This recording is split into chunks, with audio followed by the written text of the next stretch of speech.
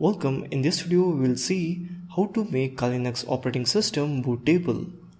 Kali Linux has two options in the default boot menu which enable persistence, the preservation of data on Kali Live USB drive, and second across reboot of Kali Live. This can be an extremely useful enhancement and enables you to retain documents, collected testing results, configuration, etc.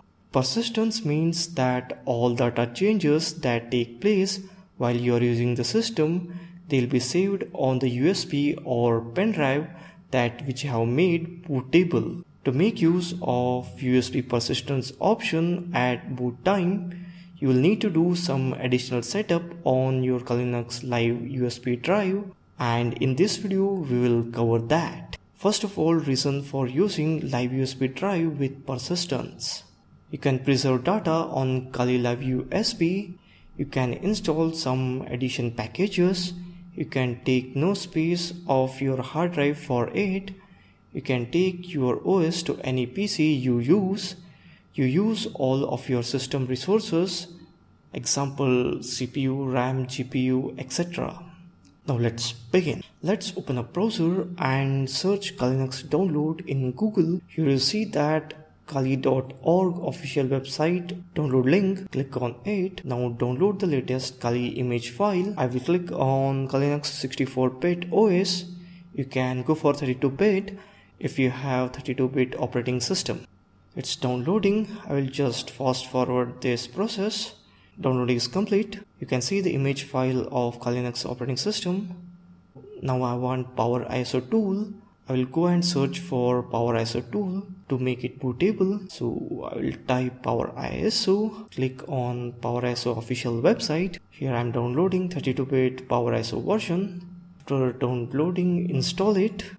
I have already installed, so I will just open it up. In administrator mode, you see that Power ISO main window. Click on Tools tab, select Create Bootable USB drive, select image file which we have downloaded, the image file of Kali Linux operating system. Plug your USB drive.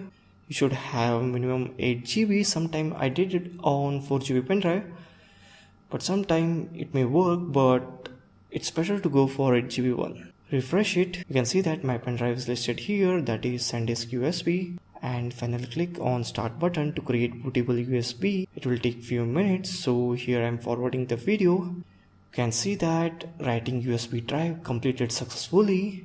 So this is what you have to do to make a bootable Kali Linux operating system. Let me restart my system.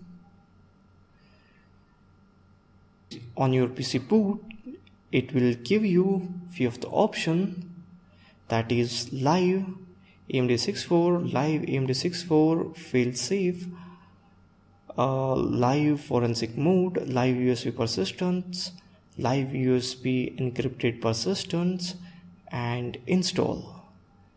I will go for live mode.